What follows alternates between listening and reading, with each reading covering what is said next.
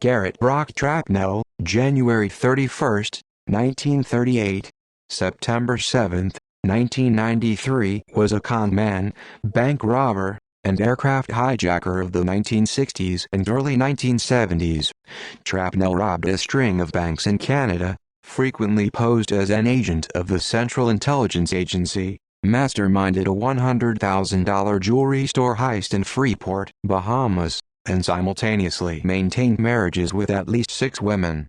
When arrested for his crimes, he frequently feigned madness and successfully used the insanity defense to be committed to mental institutions, from which he would later escape or be released on the grounds that he was no longer dangerous. While serving life imprisonment for the hijacking of a passenger airliner in 1972, he was the subject of a book, The Fox is Crazy Too, written by journalist Elliot Asinoff. A lifelong smoker, he died at the United States Medical Center for Federal Prisoners in Springfield, Missouri after developing emphysema.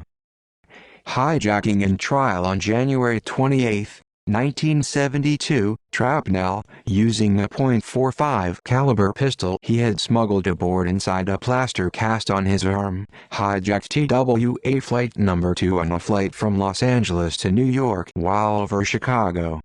Trapnell demanded $306,800 in cash to recoup the loss of a recent court case, the release of Angela Davis, as well as that of a friend of his who was also imprisoned, and a formal pardon from President Richard Nixon. The FBI was able to retake the aircraft during a crew switch at Kennedy Airport. Trapnell was shot and wounded. No one else was hurt.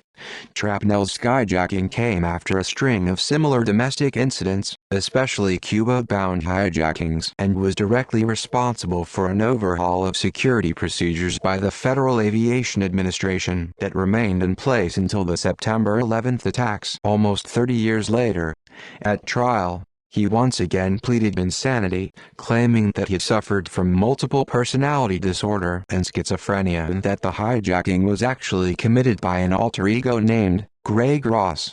This position was discredited when the prosecution produced a videotape of Trapnell, recorded months before the hijacking, in which he had boasted to a journalist of his skill at faking insanity. Nevertheless, the trial still ended in a hung jury when a lone juror, a social worker by profession, held out for acquittal. At his retrial 4 months later, however, he was convicted and sentenced to life imprisonment. His subsequent incarceration at USP Marion, the first federal supermax prison, was marked by continued scheming and criminal endeavor. Attempted breakouts on May 24, 1978. His friend, 43-year-old Barbara Ann Oswald, hijacked a St. Louis-based charter helicopter and forced the pilot to land in the yard at USP Marion, where Trapnell was serving his sentence. While landing the aircraft, the pilot, Alan Barklage, who was a Vietnam veteran, struggled with Oswald and managed to wrestle the gun away from her. Barklage then shot and killed Oswald, thwarting the escape. In addition to Trapnell, another inmate involved in the escape was Martin J. McNally, who had hijacked a St. Louis-Tulsa American Airlines flight on June 23, 1972 and demanded $502,500 before jumping out of a Boeing 727 over Peru, Indiana. Barklage died in a helicopter crash on September 19, 1998, succumbing to his wounds on September 25, and McNally was paroled on January 27, 2010. According to Eddie G. Griffin, an author, former member of the Black Panther Party, and convicted bank robber who was incarcerated at Marion at the time, Trapnell was placed under a no human contact order following the attempted escape and spent most of the remainder of his life in solitary confinement. On December 21, 1978, Robin Oswald, the 17-year-old daughter of Barbara Ann Oswald, hijacked TWA Flight 541 and demanded that Trapnell be freed or she would detonate dynamite that was strapped to her body. Robin Oswald was remembered by the hostages aboard the flight as a beautiful girl with a serious demeanor, who never exhibited any signs of nervousness.